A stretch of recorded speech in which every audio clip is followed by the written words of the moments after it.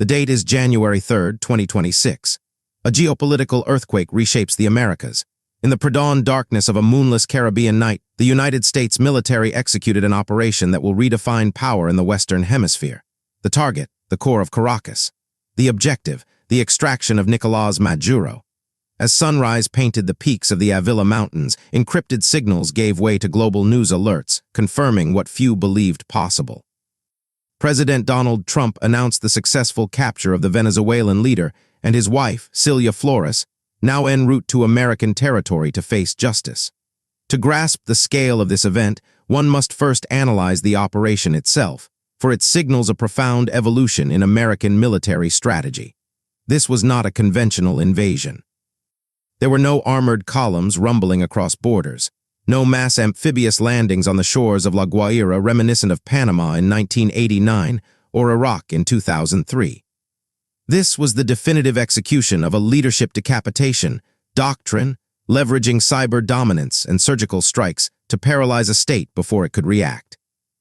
At approximately 300 local time, a synchronized cyber assault silenced the command networks of Venezuela's integrated air defense system. Russian-made S-300 batteries and coastal radar arrays went inert. In this created window of digital blindness, American stealth platforms delivered precision ordnance to critical nodes. Runways were cratered to prevent fighter intercepts. Communications hubs linking the capital to interior military commands were severed. Fortified positions around the Miraflores presidential palace were isolated. This systemic paralysis enabled the insertion of elite special forces via helicopter into the heart of the urban capital. Globally televised images showed U.S. rotorcraft moving through the canyons of Caracas's distinctive architecture, a raid predicated on velocity, secrecy, and total information supremacy. The target was secured within minutes, extraction completed before loyalist militias or regular army units could mount a coherent defense. The operation transmits a stark warning to U.S. adversaries worldwide. Geographic distance and hardened fortifications are no longer guaranteed shields. American reach, when propelled by political resolve, can penetrate the most guarded capitals. Yet viewing this solely as a tactical victory overlooks the profound significance of its timing. Historians will note a chilling parallel. Exactly 6 years prior, on January 3, 2020, President Trump authorized the Baghdad drone strike that killed Qasem Soleimani, commander of Iran's Quds Force. This repetition of date is not accidental. It reveals an operational psychology favoring the initiation of the political calendar with a decisive, irreversible action. A move that seizes the global narrative and forces both allies and rivals to react to American initiative. This pattern suggests the opening of each year in this presidential term may be a chosen window for resolving long-standing strategic dilemmas. However, the path to this morning of precision strikes stretches back through centuries of turbulent history. To understand the full weight of this collapse, we must examine Venezuela's complex saga, a story of ambition, resource wealth, revolutionary fervor, and its perpetually fraught relationship with the United States. A nation sculpted by geography and fortune, Venezuela occupies the northern crest of South America, a Caribbean gateway of staggering natural beauty. Its territory spans over 900,000 square kilometers, comparable to Egypt or Texas and Oklahoma combined, hosting a population of more than 31 million. This land was the cradle of South American independence, birthplace of Simón Bolívar, the liberator. In 1819, Bolívar forged Gran Colombia, a vast federation uniting modern-day Venezuela, Colombia, Panama, and Ecuador. Though it dissolved by 1830, the dream of a potent, unified Latin American state became ingrained in the Venezuelan political consciousness, fostering a legacy of leaders who saw themselves as Bolívar's heirs, destined for regional leadership. For much of the 20th century, this ambition was channeled into a close, lucrative partnership with the United States. The discovery of colossal oil reserves in the Lake Maracaibo Basin early in the century transformed an agricultural hinterland into the Saudi Arabia of the Caribbean. American oil firms arrived, bringing capital, technology, and influence. Venezuela became a crucial fuel source for the Allied war machine in World War II, and in the post-war decades, a rare stable democracy in a region prone to dictatorship. A founding OPEC member, it used its diplomatic heft to sway global energy markets. By the 1970s, production exceeded 3 million barrels daily, petrodollars flooding into Caracas, financing a skyline of modern towers and highways. But this wealth carried a curse. Monoculture reliance on oil created a brittle economy and profound social inequality. The oil price collapse of the 1980s shattered the illusion of perpetual prosperity. A state deriving over 90% of its revenue from petroleum slashed social spending, poverty soared, and the middle class evaporated. The simmering resentment of these lost decades cultivated fertile ground for revolt. From this soil of despair emerged a charismatic lieutenant colonel, Hugo Chavez. His failed 1992 coup attempt catapulted him to national fame, particularly through a brief televised address where he accepted responsibility, stating his objectives were not achieved, por ahora, for now. Released from prison in 1994, he channeled deep anti-establishment fury into a political movement, speaking directly to the poor, promising to overthrow a corrupt elite and redistribute the nation's oil wealth. His landslide 1998 presidential victory ended the era of cooperation with Washington and ignited the Bolivarian Revolution. Chavez moved swiftly to dismantle the old order. He rewrote the Constitution, founding the Bolivarian Republic of Venezuela, extending presidential terms, eliminating limits, and consolidating power.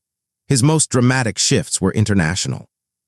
He reframed the United States not as a partner, but as an imperialist predator, seeking to build a coalition of anti-American states.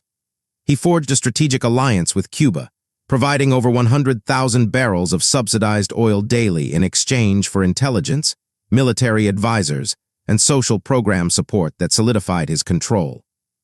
His outreach extended globally. A visit to Saddam Hussein in Baghdad, breaking Iraq's isolation, courting Iran, inviting investment and establishing direct flights, purchasing billions in Russian weaponry to replace U.S. hardware, and opening the energy sector to Chinese strategic investment. Venezuela under Chavez became a nexus for global anti-Americanism, accused of hosting elements of groups like Hezbollah and supporting Colombian guerrilla movements such as the FARC. Washington watched with escalating alarm as a former ally transformed into a beachhead for rivals. Relations deteriorated rapidly. The U.S. Drug Enforcement Administration was expelled, accused of espionage. Sanctions targeted Venezuelan officials. Diplomatic rhetoric turned venomous, epitomized by Chavez's 2006 UN speech where he called President George W. Bush the devil, claiming he could still smell sulfur. Despite the political hostility, economic pragmatism briefly endured.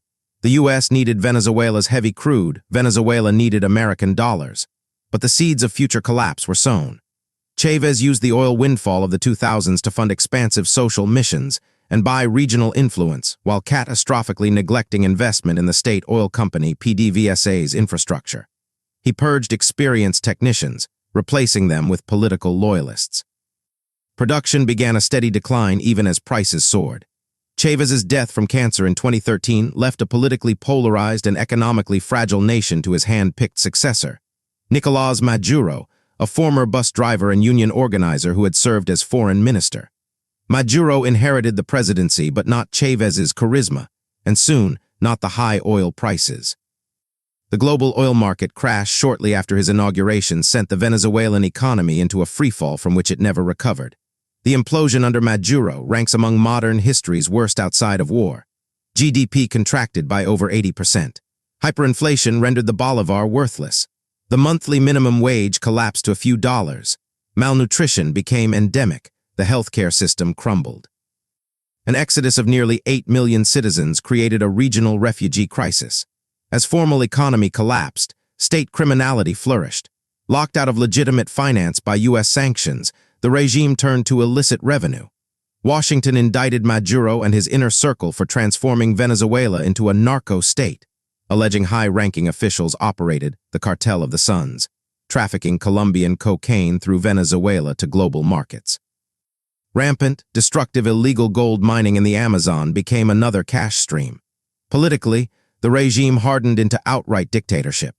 After the opposition coalition won a supermajority in the 2015 National Assembly elections, Maduro used a stacked Supreme Court to strip the legislature of its powers.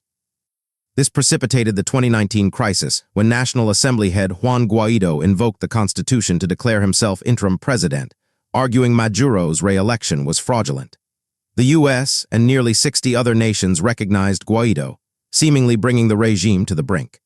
The Trump administration's maximum pressure campaign imposed crushing oil sanctions and asset freezes. Yet Maduro survived, bolstered by continued military loyalty, economic lifelines from Russia and China, and a fractured opposition. The ensuing years were a stalemate of misery. Guaido's momentum stalled, and he eventually fled into exile. The subsequent Biden administration eased some sanctions to encourage dialogue, but negotiations yielded minimal results. Emboldened, Maduro tightened his grip, arresting activists and barring opposition candidates from ballots. This brings us to the recent past and the return of Donald Trump to the White House. The strategic calculus in Washington shifted decisively. A Russian and Iranian-aligned narco-state in the Caribbean was deemed an unacceptable threat. The flow of drugs and migrants was framed as a direct attack on the homeland. The Monroe Doctrine, asserting U.S. primacy in the hemisphere, was revitalized. Rhetoric sharpened. Indictments were updated. The bounty on Maduro was raised to $50 million. Military presence increased in the Caribbean through exercises and naval deployments. The message was unambiguous. Patience had expired. Diplomacy and sanctions had weakened but not toppled the regime. In the weeks before today's strike, back-channel demands for Maduro's resignation and exile were reportedly issued and rejected. Maduro, believing the specter of a protracted guerrilla war would deter a costly invasion, miscalculated. He prepared for a grand invasion or a blockade. He did not anticipate the surgical decapitation that arrived in the night. The capture of Nicolas Maduro concludes a decade of escalating conflict and failed diplomacy. It marks the end of the Chavista era in its present form. But it is not an ending. It is the explosive creation of a vacuum. And in geopolitics, nature abhors a vacuum. Part II, the aftermath and the dangerous road ahead. The extraction of Nicolas Maduro to the United States stands as a tactical masterpiece for the American military, but it constitutes a strategic gamble of the highest order. We now enter the most perilous phase. The shock of decapitation will fade, revealing the stark reality of a power vacuum. The Venezuelan state, constructed over 25 years around cult of personality loyalty and a privileged Praetorian Guard, has lost its head. The risk of chaos is absolute. Attention must now turn to the internal dynamics of the crippled regime in Caracas. While Maduro faces a federal detention cell, the structures that sustained him remain. The pivotal figure is Defense Minister Vladimir Padrino Lopez. In the hours post-operation, he appeared on state television flanked by high command. His tone was somber, controlled. He did not declare war or threaten missile launches. Instead, he urged calm, declared a state of emergency, and called on the armed forces to maintain order and protect sovereignty. This response is illuminating. It suggests a military high command paralyzed by calculation. For years, these generals have prospered immensely from state-corrupted enterprises, oil service companies, food import monopolies, mining concessions. They are not ideologues but businessmen in uniform, their chief motive being self-preservation and the safeguarding of illicit wealth. Fighting the U.S. military guarantees total loss. Negotiating a transition might offer amnesty or comfortable exile. Washington is acutely aware of this potential fracture. The decapitation strategy hinges on the premise that subordinates, once the leader is removed, will seek a deal. Secure communications are almost certainly already open between U.S. officials and key Venezuelan commanders. The offer is straightforward. Facilitate a peaceful transition, marginalize regime hardliners, and avoid sharing a prison block with Maduro. However, the armed forces are not monolithic. While the high command may be pragmatic, the mid-level officers and the paramilitary colectivos represent a volatile wild card. These armed gangs, created by Chavez and empowered by Maduro, are ideologically committed, control sprawling barrios, and are heavily armed. They have little to lose. The nightmare scenario is these factions rejecting the general's orders, igniting a campaign of urban terrorism and insurgency, plunging the country into anarchy and potentially triggering a deeper U.S. ground intervention. Into this volatility steps the opposition's most resonant figure, Maria Corina Machado, the Iron Lady of the anti-Maduro movement. Having endured years of persecution, disqualification from office, and physical assaults, she has emerged as the undisputed moral leader. Following the dissipation of Guaido's interim government, she mobilized the opposition base, campaigning tirelessly for the 2024 unity candidate despite her own banned status. When the regime claimed a fraudulent victory, she refused to concede, maintaining a potent grassroots network. Machado is an unapologetic pro-Western figure. She advocates for free market reforms, privatization of PDVSA, and a total foreign policy realignment away from Moscow and Beijing.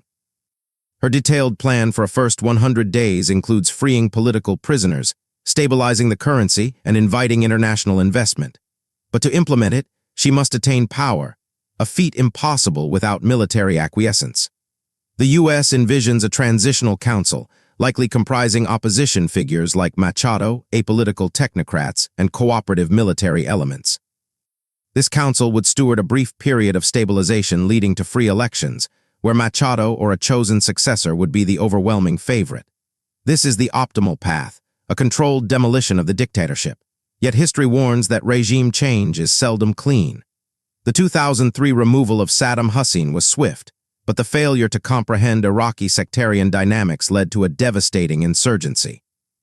The 2011 overthrow of Muammar Gaddafi fractured Libya into enduring militia warfare.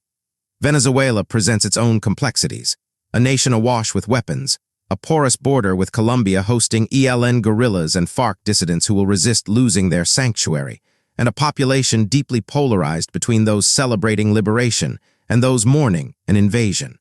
The geopolitical dimension cannot be ignored. Russia and China have invested billions in loans, military hardware, and energy projects. Moscow viewed Venezuela as a strategic outpost in Americas, near abroad, Beijing as a key resource node.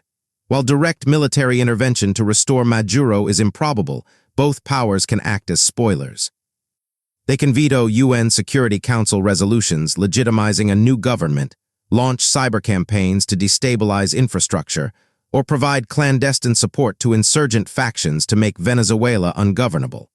Furthermore, the migration crisis looms large. Nearly 8 million have already fled. Renewed violence or prolonged instability could trigger a fresh exodus, overwhelming neighboring Colombia and Brazil, and potentially sending a new surge of migrants toward the U.S. southern border, a crisis the Trump administration is determined to prevent. This creates immense pressure for rapid stabilization, invoking the "you break it, you buy it" axiom of intervention. The United States, by removing Maduro, has assumed ownership of the Venezuelan catastrophe. The economic reconstruction will be Herculean. The oil industry lies in ruins, refineries are crumbling, pipelines leaking, expertise depleted. Restoring production to pre-Chavez levels will require hundreds of billions in foreign investment and a decade of work, yet the potential is enormous. Venezuela still holds the world's largest proven oil reserves, alongside vast mineral wealth. In a stable, law-governed environment, Western energy giants would return. A revitalized Venezuelan oil sector could enhance global energy security and undercut the market influence of rivals like Russia and Iran. This economic future is the carrot dangled before Venezuela's elites and the international community. Regionally, the operation sends shockwaves through Latin America. The forceful reassertion of the Monroe Doctrine will draw condemnation from leftist governments in Mexico, Colombia, Brazil, and Bolivia, potentially revitalizing anti-American sentiment. Colombian President Gustavo Petro, who sought détente with Caracas, now faces a dilemma between ideological solidarity and pragmatic recognition of the new reality next door. In the coming days, key indicators will determine the trajectory. 1. Military cohesion. Will the high command's hold prevail or will factions splinter? 2. Street stability. Will the colectivos ignite an insurgency? 3. Opposition unity. Can figures like Machado form a credible, inclusive government? 4. International reaction. Will regional and global powers facilitate or obstruct transition? The capture of Maduro definitively ends a personalist dictatorship. But the system he presided over, a deep state of corruption and criminality, remains resilient. The Chavista movement, though headless, commands the loyalty of millions who perceive this not as liberation, but as imperial conquest. Reconciling these two irreconcilable narratives will be the work of a generation. The United States has rolled the dice, betting that a single, devastating strike can succeed where years of pressure and diplomacy stalled. It reflects a leadership style that prizes decisive theatrical action. Yet as the helicopters depart and the adrenaline subsides, the arduous, murky work of nation-building begins. We are witnessing history unfold in real time. Venezuela could emerge as a testament to resolute statecraft, a democratic beacon and economic powerhouse. or it could spiral into a fragmented narco-state and terrorist haven, a perpetual drain on regional security. This operation forces a global reckoning with a renewed, unfettered application of American power, a power willing to transcend traditional norms of sovereignty to achieve its ends. The long arm of the United States reached into the most fortified palace in South America and extracted its prize. The rules have been rewritten. As the Venezuelan people gaze at the skies where the foreign aircraft vanished, they await the answer to a defining question. Have they been liberated, or have they merely exchanged one terrible chapter for another, even more uncertain one? The next pages of Venezuelan history will be written not with ink, but with the fire of conflict and the resolve of those who now dare to hope.